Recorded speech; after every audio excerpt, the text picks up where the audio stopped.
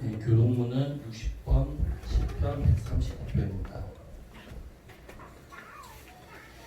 여호와여, 주께서 나를 살펴보셨으므로 나를 아시나이다. 주께서 내가 안고 일어섬을 아시고 멀리서도 나의 생각을 밝게 아시오며 나의 모든 길과 내가 눕는 것을 살펴보셨으므로 나의 모든 행위를 익히 아시오니 여호와여, 내 혀의 말을 알지 못하신 것이 하나도 없으시니이다. 내가 주의 영을 떠나 어디로 가며 주의 앞에서 어디로 피하리까. 내가 하늘에 올라갈지라도 거기 계시며 수월에 내 자리를 펼지라도 거기 계시니이다. 내가 새벽 날개를 치며 바다 끝에 가서 거주할지라도 거기서도 주의 손이 나를 인도하시며 주의 오른손이 나를 붙드시리이다. 하나님이여, 나를 살피사 내 마음을 아시며 나를 시험하사 내 뜻을 아옵소서. 내게 무슨 악한 행위가 있나 보시고 나를 영원한 길로 인도하소서. 아멘. 성경 공독은 요한복음 20장 19절에서 23절 말씀입니다. 제가 봉독해 드리겠습니다. 이날 곧 안식 후 첫날 저녁 때에 제자들이 유대인들을 두려워하여 모인 곳에 문들을 닫았더니 예수께서 오사 가운데 서서 이르시되 너희에게 평강이 있을지어다. 이 말씀을 하시고 손과 옆구리를 보이시니 제자들이 주를 보고 기뻐하더라. 예수께서 또 이르시되 너희에게 평강이 있을지어다. 아버지께서 나를 보내신 것 같이 나도 너희를 보내노라.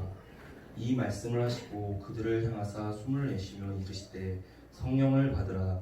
너희가 누구의 죄든지 사하면 사하여질 것이요 누구의 죄든지 그대로 두면 그대로 있으리라 하시니라. 목사님께서 두려움과 평강이라는 제목으로 말씀 전해주셨습니다. 여러분 인사합시다. 사랑합니다. 축복합니다. 환영합니다. 네.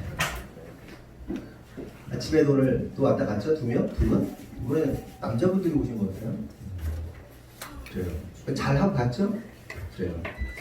오늘은 두려움과 평강이라는 제목으로 말씀을 나누도록 하겠습니다. 안식 후 첫날, 그러니까 예수님께서 부활하신 날 저녁에 제자들은 유대인들을 피해서 숨어 있었습니다. 그런데 그들이 어떤 상태였는가 하면 예수님이 죽으신 사실을, 그러니까 이들이 피해 있을 때 우리가 상식적으로 생각할 때는, 우리가 알고 있는 상식으로는 그 예수님의 제자들이 예수님이 부활하셨다는 소식을 모르고 있을 거라고 생각을 하잖아요. 그런데 이 제자들이 유대인들을 피해서 숨어있던 그 순간에는 예수님이 부활하신 날 저녁이고, 그때 예수님을 만났던 엠마오 도상에서 예수님을 만났던 제자들이 있어요. 그러니까 12제자는 아니지만 엠마오의 제자들이 예수님을 만났고, 그들이 제자들에게 예수님이 부활하셨다는 소식을 전했던 상황입니다. 그리고 그 마리아와 함께 예수님의 무덤에 갔던 제자들이 있잖아요. 그 제자들 가운데 예수님이 무덤이 비었기 때문에 예수님이 말씀하신 대로 살아생전에 내가 부활할 것이다 라고 말씀하신 것처럼 그 부활하셨음을 그 무덤의 빈 현상을 통해서 알았던 자들이 있습니다. 그러니까 결국 무슨 얘기냐, 제자들이 숨어 있었던 상황은 이미 예수님이 부활하셨다는 사실을 알고 있었고,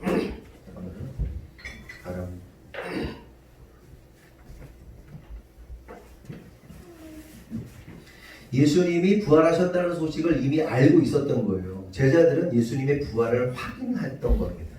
그런데 문제는 예수님의 부활의 소식을 들었음에도 불구하고 두려움에 빠져서는 문을 꽁꽁 걸어 잠그고서는 벌벌 떨고 있었다는 거예요. 여러분, 그렇다면 그 현장에서 예수님의 제자들은 뭐 하고 있었을까요? 여러분이라면 지금 뭐 하시겠어요? 예수님이 부활했다는 소식을 들었어. 그런데 유대인들이 위협을 할 수 있는 상황이긴 해. 그렇다면 여러분 뭐 하시겠어요? 그런 상황 속에서 예수님 빨리 오세요, 우리에게 나타나주세요 라고 예배를 하든지 찬양을 하든지 기도를 하든지, 바깥으로 소리가 드러나는 게 좀 무서우면 조용히 기도를 하든지 하나님 말씀을 읽든지 뭐 그럴 거 아닙니까? 여러분이랑 그렇게 하실 거죠? 네. 진짜? 네. 진짜? 그렇게 해야 되죠. 그런데 어떻게 합니까? 그들이 예배나 예배했다, 기도했다, 하나님 말씀을 묵상했다, 그런 내용이 전혀 나오지 않습니다. 그런 일이 있었다면 성경은 반드시 기록했을 거예요. 제자들이 이렇게 예수님을 기다리면서 부활의 소식을 듣고 기다리고 있었다라고 기록했어야 되는데 그런 얘기가 전혀 없다는 얘기는 그들이 뭐 기도하거나 찬양하거나 뭐 그러지 않고 그냥 두려움에만 떨고 있었던 것을 의미하는 겁니다. 그런데 그렇게 두려움과 공포감에 휩싸여 있던 그들에게 예수님께서 갑자기 쑥 하고 나타나세요. 지난주에 말한 것처럼 예수님께서 부활체가 되셔서 부활하신 몸으로 벽을 뚫고 그냥 들어오십니다. 들어오시더니 하시는 말씀이 됐든 너희에게 평강이 있을지어다 라고 이렇게 말씀하시는 걸 볼 수 있습니다. 그럼 여러분 뒤집어서 생각해 보세요.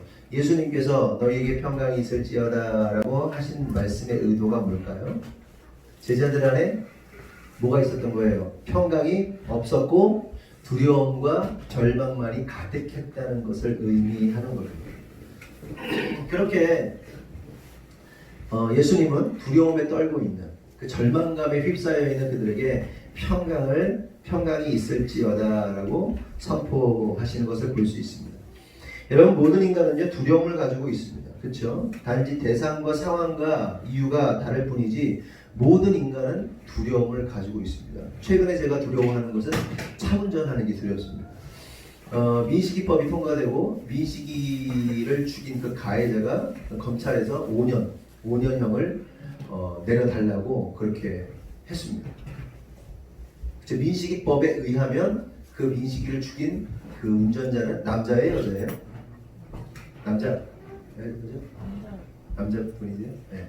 그러니까 23.3km, 30km 미만으로 달렸는데 23.3km로 달려가지고 결국 그 사람은 5년형을 아직 확정은 받지는 않았지만 5년형을 검찰에서 때려달라고 이렇게 해놓은 상태입니다. 운전하는 게 좀 두렵더라고요. 운전하는 게. 며칠 전에 교회 차를 이렇게 후진하다가 제가 이제 저희 사는 데가 프라디움이잖아요. 말씀드렸다시피 프라디움에는 슈퍼카들도 많고요. 벤츠, BMW 막 이렇게 되게 그냥 수두룩합니다. 근데 제가 꼭 되는 지하 4층 마지막 4층에는 특별히 차가 그 외제차나 슈퍼카가 더 많은 것 같아요.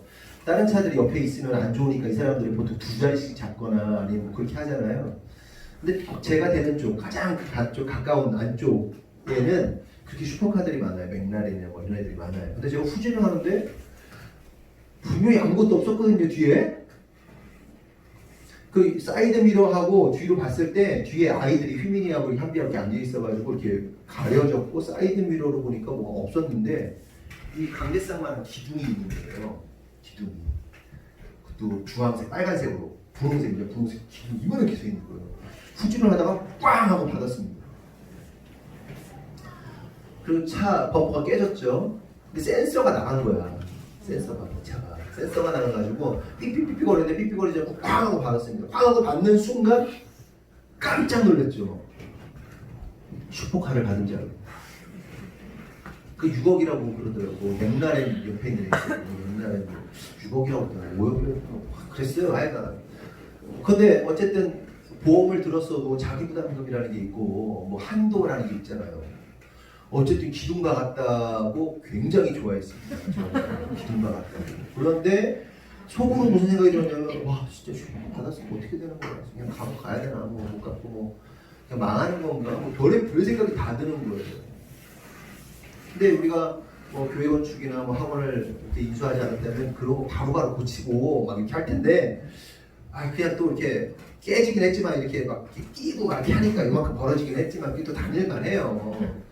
그래서 안 고치고 있는데 근데 사람이 막 이렇게 심장이 쫄리기도 하고 운전하는 것 때문에 그러고 또 아이들이 막 그렇잖아요. 부스부스 튀어나오잖아요. 튀어나오고 막 그래가지고 우리 은혜가 내 앞에서 부스 튀어나와가지고 차에 또 그럴 뻔하고 막 그런 일이 다 있어요. 그러니까 은혜가 잘못했다는 얘기를 하는 게 아니고 애들 다 그런데 자꾸 운전 때문에 스트레스 막 받는 거예요. 그런 일이 일어나요. 민식이법 그것 때문에 한 사람은 5년 구형 받았다고. 여러분 자기 딸을 막 나쁜 짓 해가지고 그런 사람들 있잖아요. 그런 사람들이 5년 받아요. 네? 뭔 얘기인지 알죠? 그게 나쁜 짓 했다는 게 그런 사람도 5년 받는데 23.3km로 가다가 이거 한 사람 5년 받는다는 게 말이 돼요. 직장에서 잘리고 가정 무너지고 두려움과 불안감이 참 엄습해 있고 지금 경제적으로도 막 불안함과 두려움이 엄습하고 막 별의별 일이 다 일어나면 또 학원에서 후진 이렇게 하고 있는데 한비 친구라는 같은 반 아이랑 내가 이렇게 자전거를 타고 가다가 이렇게 삐삐삐 거려가지고 이렇게 보니까 얘가 지나가다 멈췄더라고. 나를 딱 째려보더라고.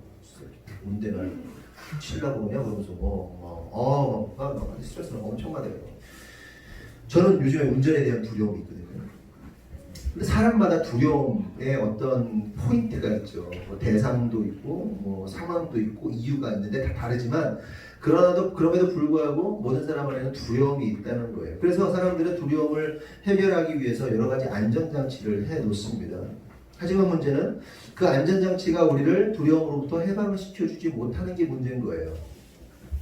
예를 들어서 도둑이 무서운 사람들은 어떻게 합니까? 도둑 들지 않으려고 요즘에는 집에 뭘 도둑 들고 그런 일들이 많지는 않아요. 옛날에는 그렇게 많았잖아요. 좀도둑들이 많았잖아요. 그럼 어떻게 합니까?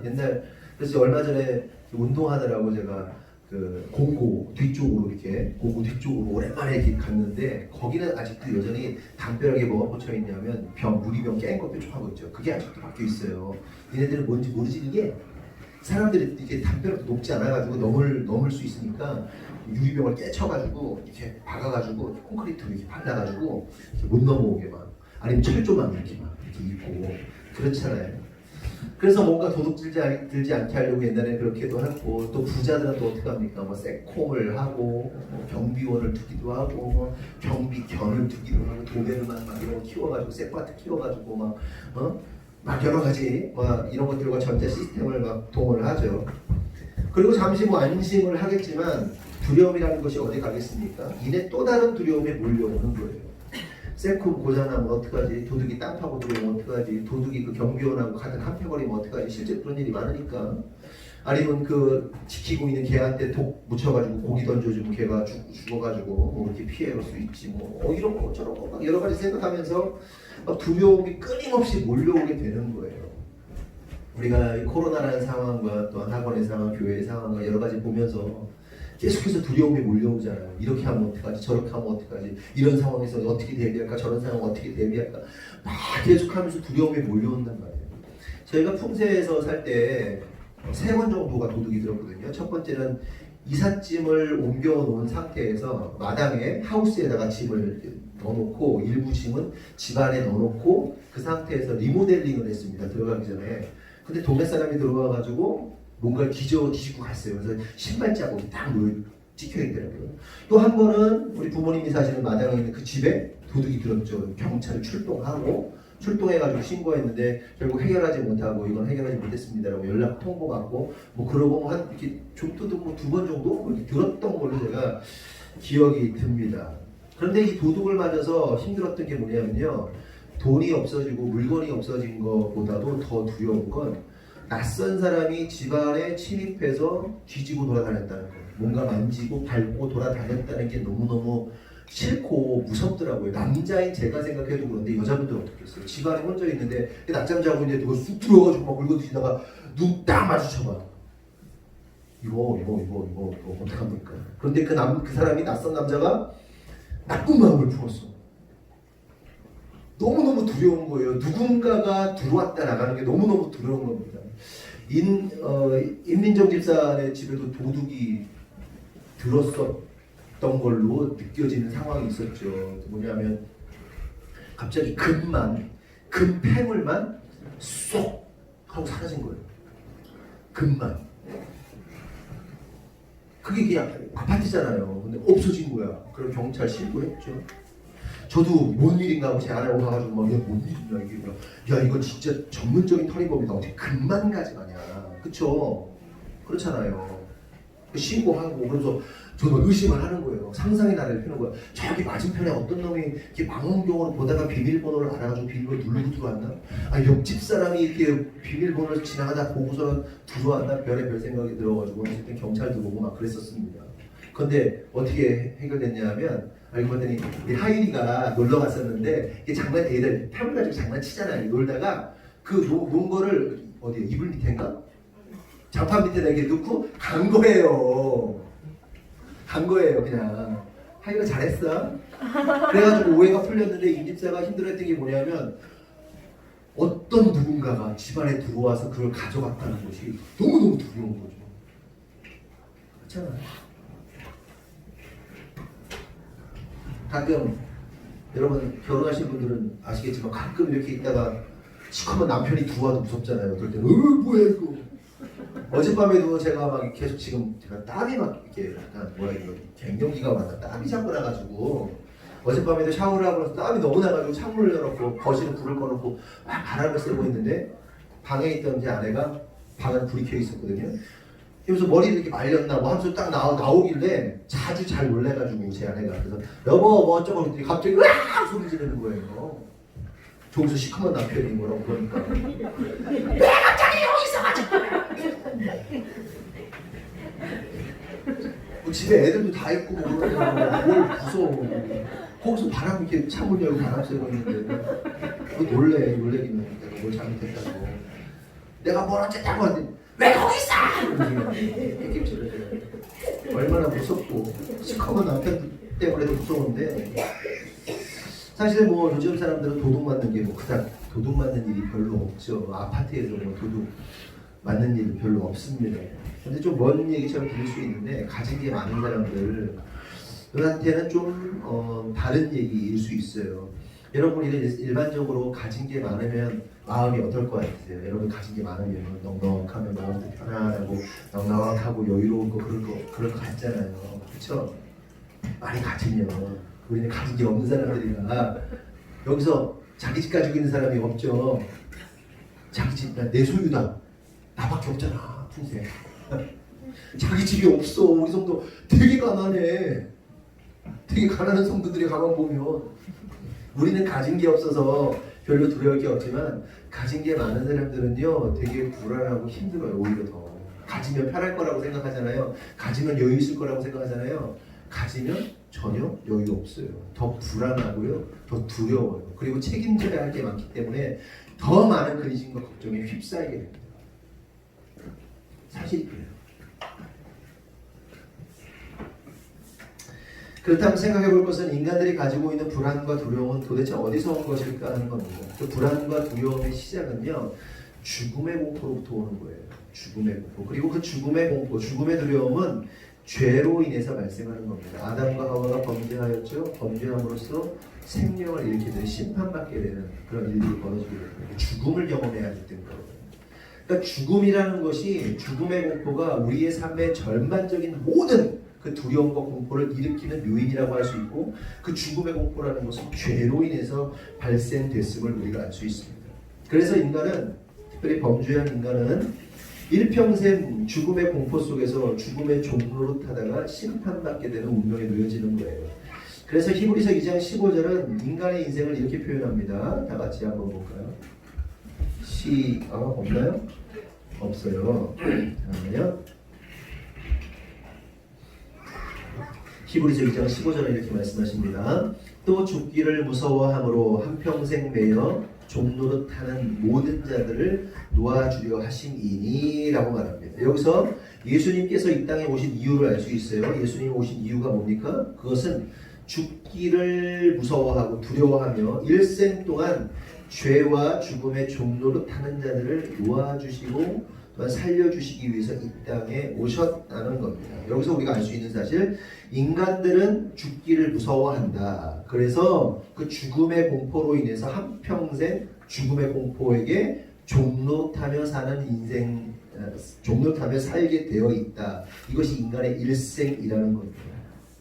결국 예수님을 알지 못하는 자들은 두려움을 왕으로 삼고 그 두려움에 종노릇하다가 생을 마감하게 되는 거죠. 그렇다면 생각해 볼 것은 오늘날 우리가 왕으로 삼고 있는 두려움, 왕처럼 생각하고 있는 두려움은 무엇인가 하는 겁니다. 여러분 가운데 나는 이게 가장 두렵다.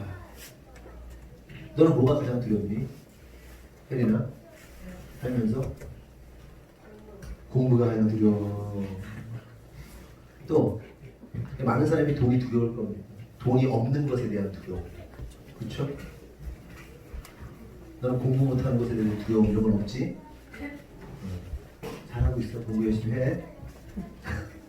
여러 가지 사람들이 두려운 것이 있는데 특별히 오늘날의 시국과 관련해서 가장 큰 사람들에게 두려움은 코로나가 아닌가 생각합니다. 우한 폐렴이죠.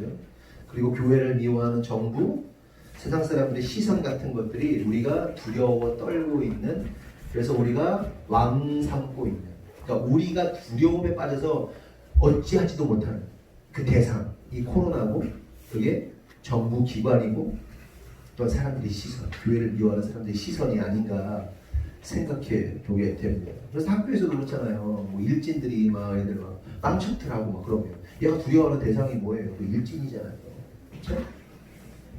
우리가 일진에게 당하고 있는 상황. 우리에게 지금 일진 누구예요? 코로나예요. 코로나가 우리 일진이야 지금. 우리를 괴롭히고 있는 일진. 지난주에 잠시 말씀드린 것처럼 코로나는 왕관이라는 뜻입니다. 왕관.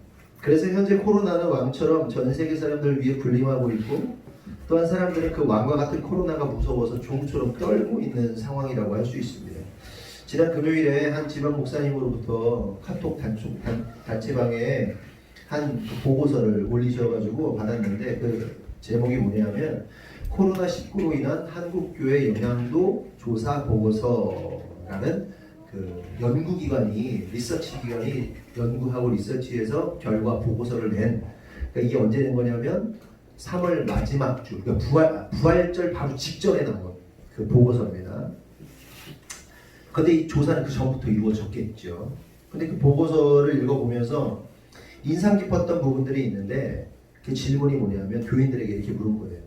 코로나로 인해서 어떻게 예배를 드렸습니까? 라고 했을 때 52%의 성도들이 뭐라고 대답했냐면 자기가 출석하는 교회에 온라인 예배를 드렸다. 그러니까 올 교회에서 제공한 온라인 예배를 통해 예배를 드렸다라고 그러고, 그 다음으로 13.6%가 출석하는 교회에서 직접 예배를 드렸다. 저와 여러분처럼 직접 예배를 드렸다.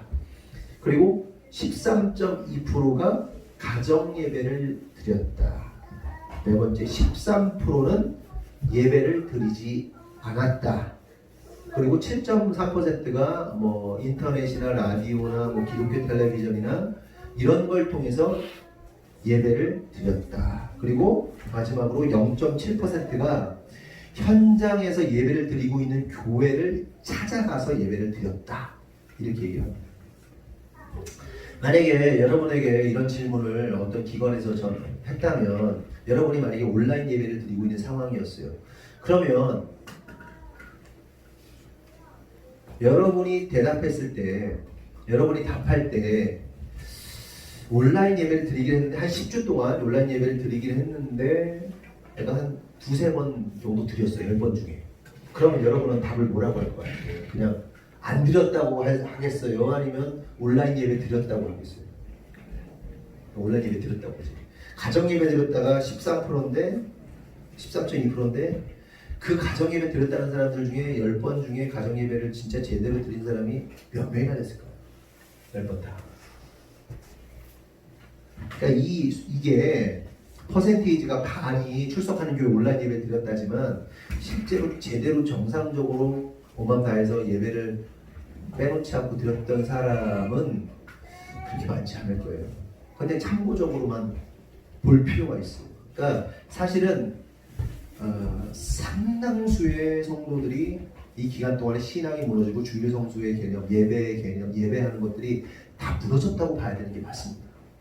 그런데 이 가운데 제가 좀 주목해보고자 하는 부류들이 있습니다. 그들이 누구냐면 본교회에서 직접 예배를 드렸다는 13.6%의 사람들과 현장 예배를 드리는 교회를, 우리 교회는 아니지만 현장 예배를 드리는 교회를 찾아가서 예배했다는 0.7%의 사람들을 좀 주목하고 싶은 겁니다. 왜 주목하고 싶은 거냐면 이들은요 두려워하지 않았던 사람들이기 때문에 그래요. 오늘 제목이 두려움이죠. 두려움 그리고 평강인데, 이들은 한 14.3% 정도가 두려워하지 않았던 거예요.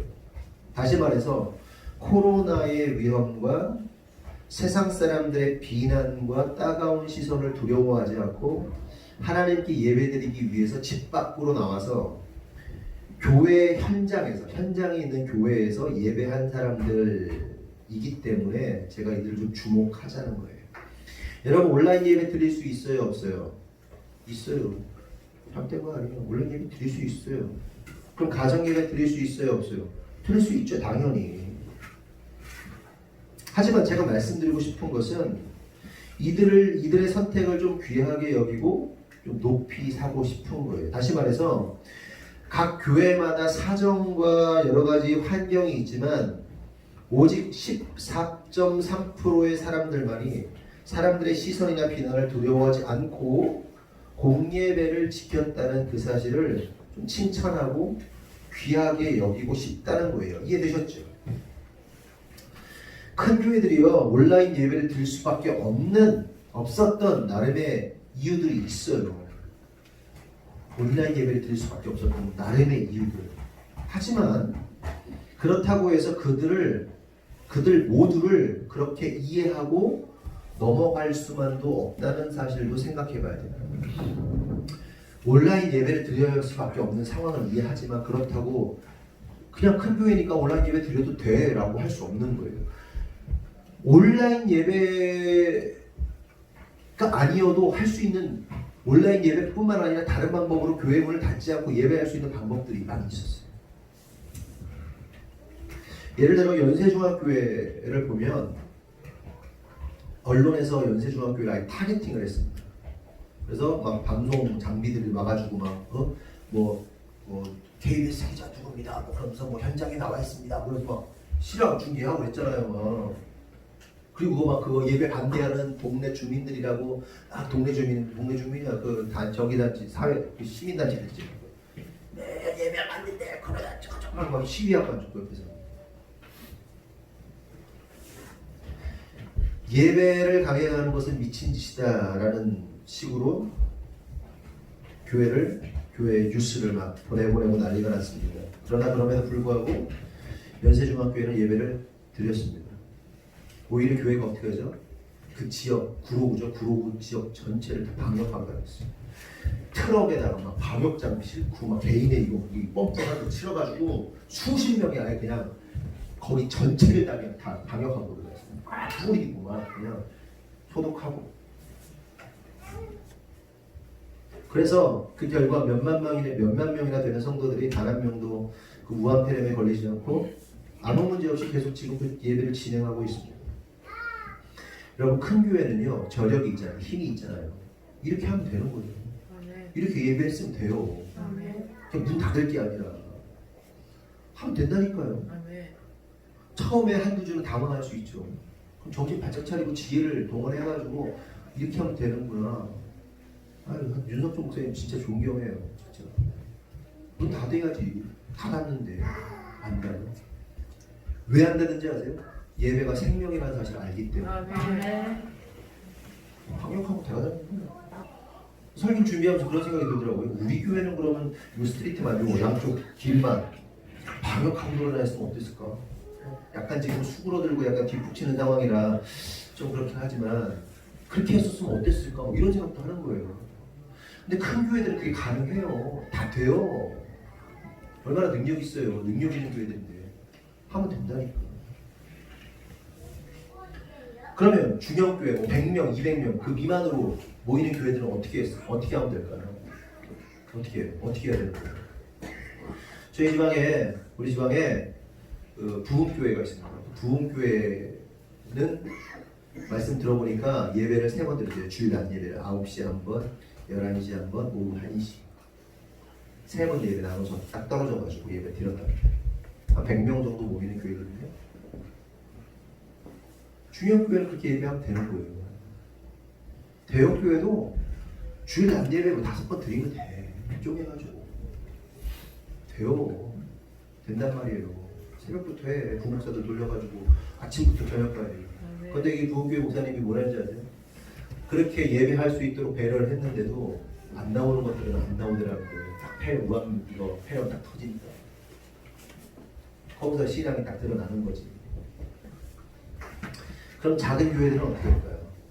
작은 교회들은 코로나 사태 앞에서 어떤 모습이었을까요?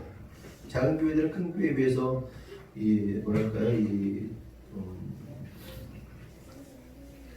감염의 우려가 좀 적다고 할 수 있겠죠.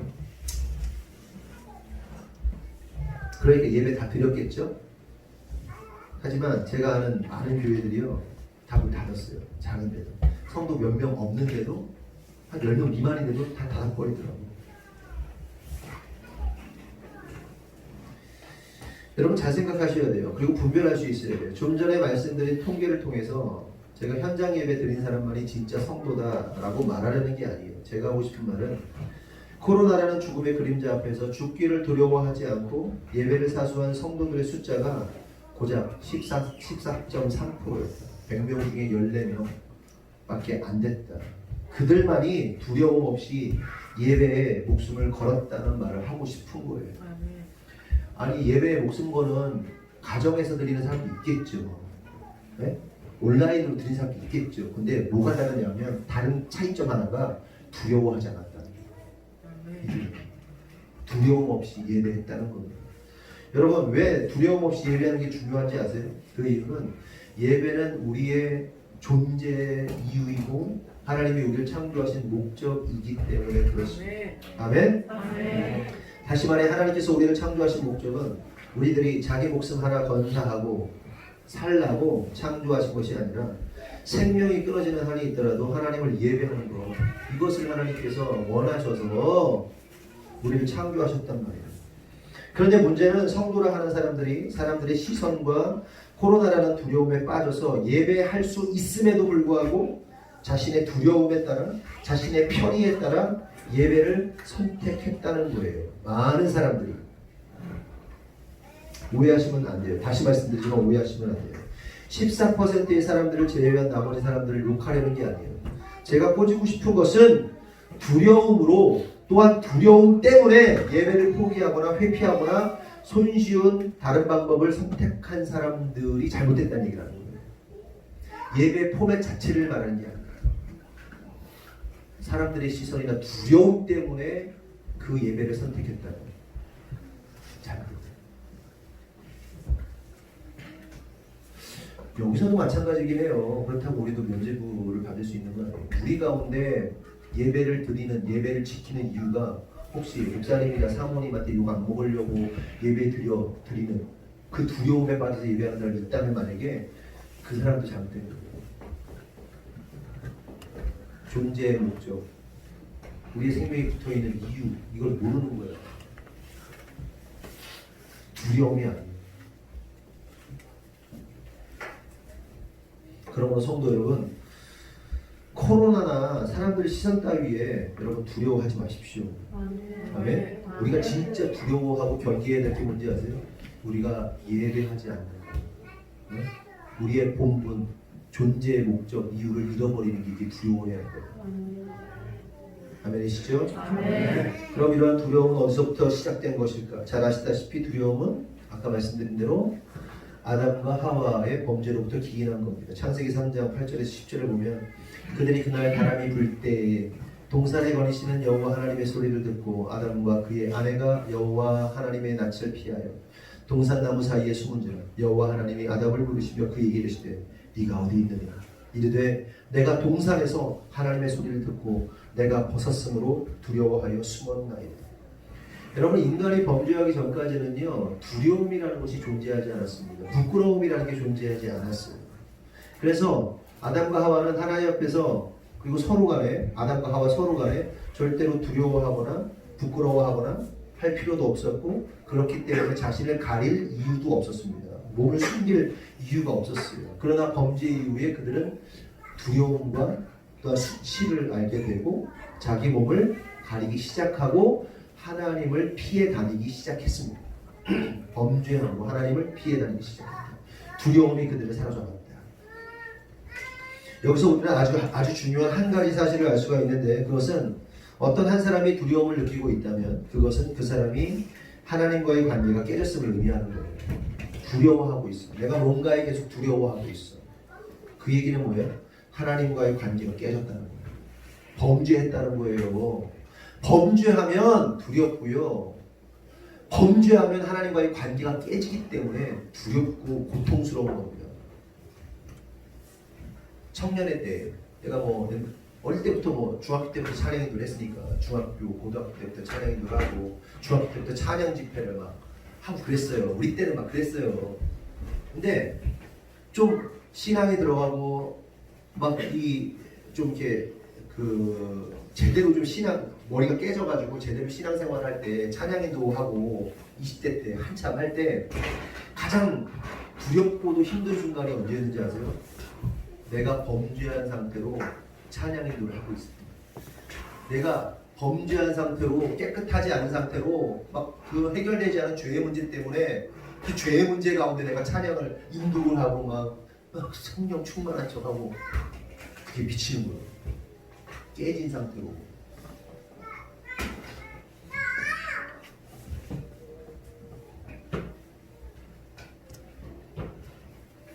두려움이 물려져. 하나님과의 관계가 깨져.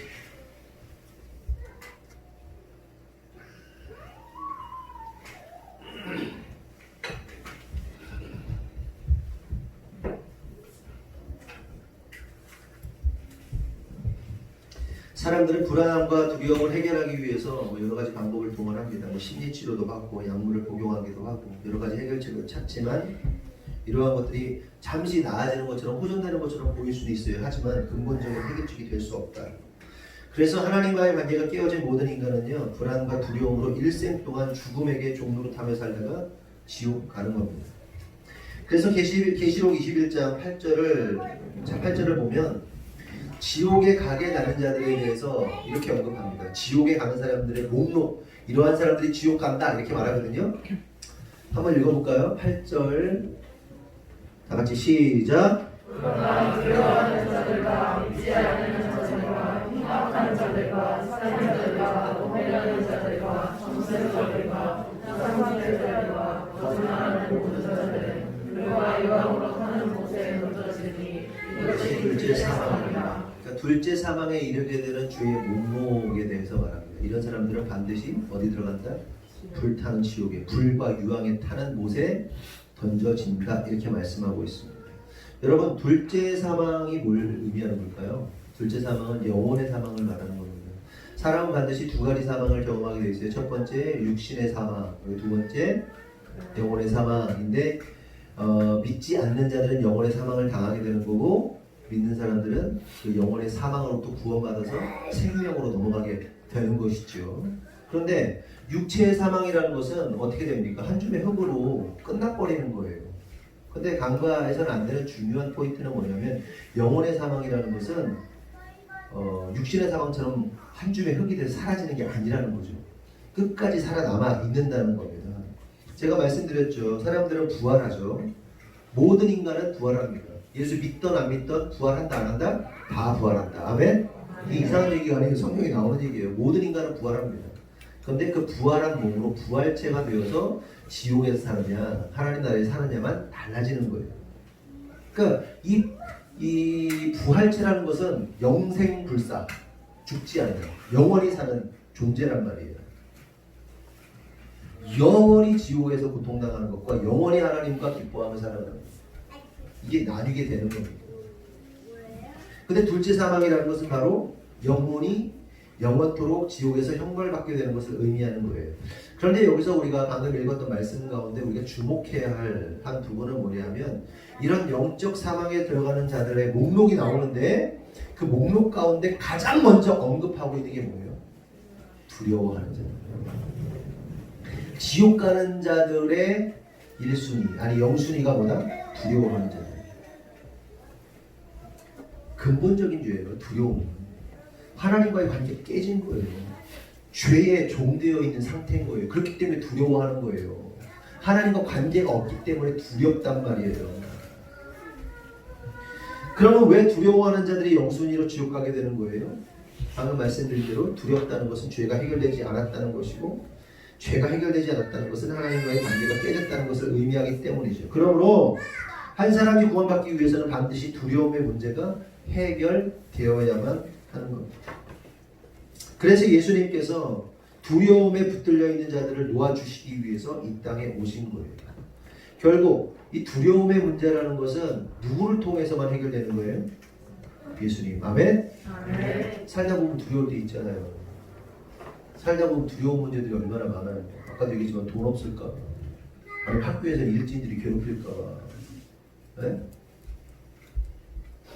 온갖 두려움이 우리를 엄습한단 말이에요.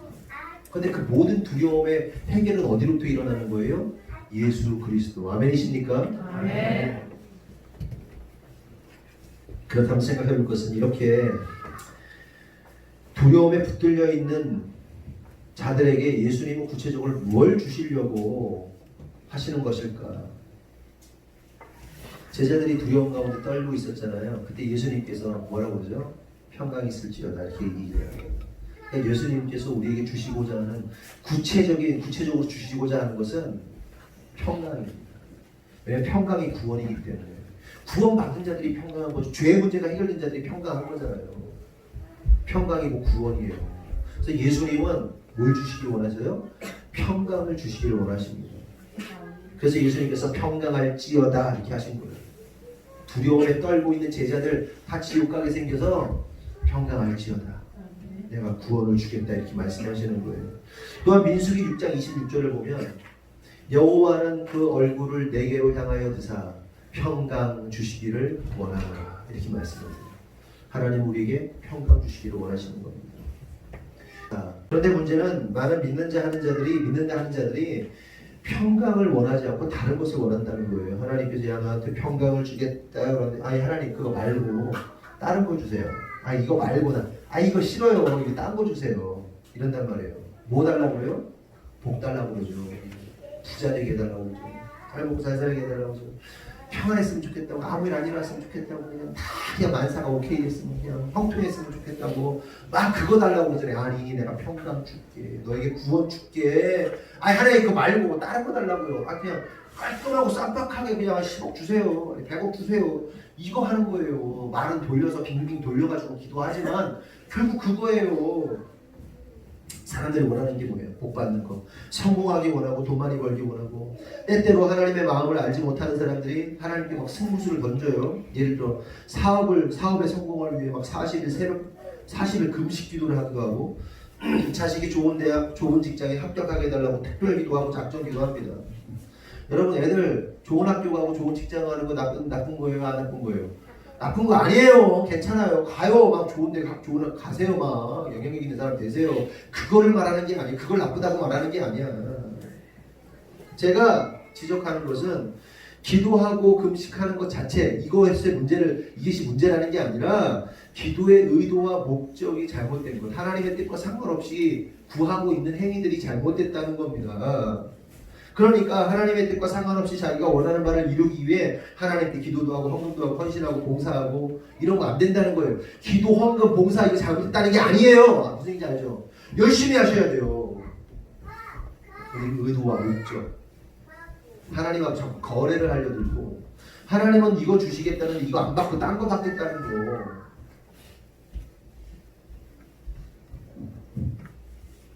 그게 잘못됐다는 거예요. 그러한 종교 행위를 하나님께서 심판하십니다. 이에 대해서 로마서 11장 35절에서 36절은 다음과 같이 말씀하십니다. 누가 주께 먼저 드려서 갚으심을 받겠느냐? 이는 만물이 주에게서 나오고 주로 말미암고 주에게로 돌아갑니다. 그에게 영광이 세세히 있을지어다. 그러니까 이게 무슨 얘기냐? 천하 만물이 누구 거라는 거예요? 하나님 거라는 거예요. 그러니까 저와 여러분이 가진 모든 것, 돈, 명예, 권세, 능력, 재산, 건강, 가족, 자녀, 직장, 생명 이 모두가 누구 거라고요? 하나님 거라고 믿으시는 분만 오른손 들고 아멘 하십시오. 하나님 거예요. 내 거 없어요. 다시 말해 내 것은 아무것도 없고 모두 하나님의 것이며 우리가 쓰고 누리고 있는 그조차도 하나님의 은혜로 유지되고 있는 거예요. 아멘이십니까? 그런데 이처럼 아무런 소유권을 주장할 수 없는 우리가 도대체 무슨 근거로 내가 가진 것을 주님께 드린다고 또 드렸다고 자랑질을 할 수가 있냔 말이에요. 무슨 얘기인지 이해되세요? 우리가 가지고 있는 모든 것은 내 게 아니에요. 소유권을 주장할 수 없어요. 다 하나님 거예요. 그런데 간혹 어떤 사람들이 내가 가진 것을 나의 것을 주님께 드립니다. 그러면서 이건 잘하는 거지. 여러분들이 헌금하고 여러분들이 헌신하고 잘하는 거지. 근데 어느 순간부터 문제인 거예요. 이거를 나의 자랑으로 여기면 이거 내 거였다라고 여기면 그 인간이 바로 하나님에 대해서 알지 못하는 인간이란 말이에요. 여러분들이 헌신하고 헌금하고 성도들이 헌금할 때마다 막 눈물 나요. 저는 볼 때마다 아야 진짜 어떻게 사냐, 저 정도 어떻게 사냐 막 이러면서 막 진짜 막 말도 안 되게 막 열심히 헌금을 해요. 근데 진짜 마음이 제가요 감동도 받고 그래요. 진짜로 막 눈물이 나고 막 그래.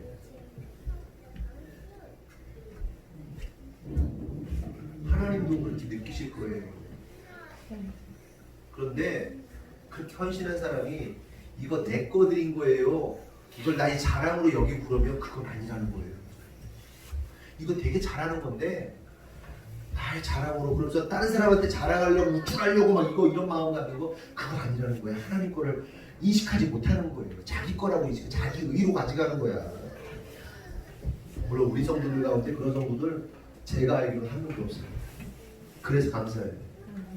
진짜 감사해요. 주님을 얼마나 사랑하는지.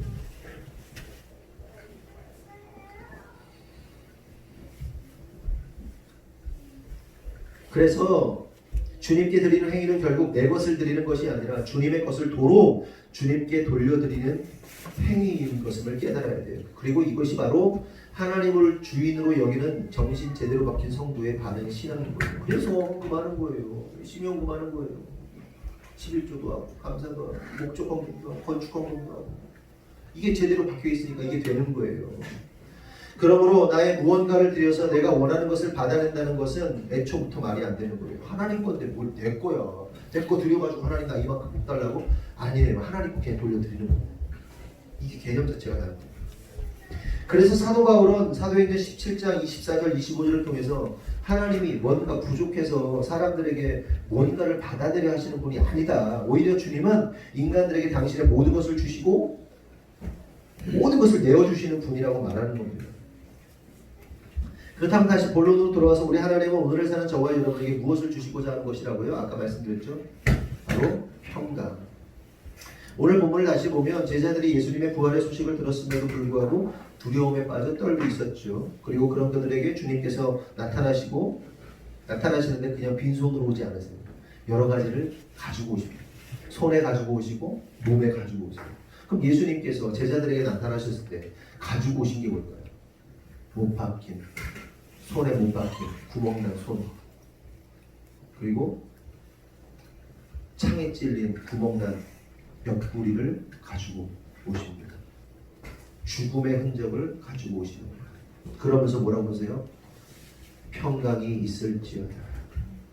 여러분 잘 생각해 보셔야 돼요. 주님은 떠는 그들에게 돈을 가지고 온 게 아니에요. 떨고 있는 그들에게, 떨고 있는 제자들에게 힘과 권력을 가지고 온 게 아니에요. 유대인들과 로마를 붕괴시킬 만한 최첨단 살상 무기를 가지고 오신 게 아니에요. 주님은 손과 옆구리에 찔린 그 죽음의 흔적을 통해서 그들에게 평강을 가지고 오신 것을 알 수 있습니다. 결국 우리가 받아야 될 게 뭐예요? 평강을 받아야 될 때 평강 받기 전에 뭐부터 맞아야 돼요? 주님의 그 손의 못자국과 허리에 옆구리에 찔린 창의 그 죽음의 흔적을 가져갑니다. 사도 바울이 스티그마라고 표현해요. 그리스도의 흔적이라고 표현해요. 내 안에 스티그마 있다. 그리스도의 흔적이 있다. 그러니까 우리 믿는 사람들은요, 죽는 그 순간까지 예수 흔적 가지고 살아가는 거예요. 그래서 우리들은요, 날마다 옆구리도 찔리고 손도 찔리는 거예요. 그렇게 사는 게 진짜 그리스도예요. 아멘. 그런데 여기서 우리가 놓치지 말아야 할 한 중요한 장면이 나오는데, 그것은 주님께서 평강을 주시겠다고 말씀하신 다음 하신 행동을 우리가 마지막으로 봐야 돼요.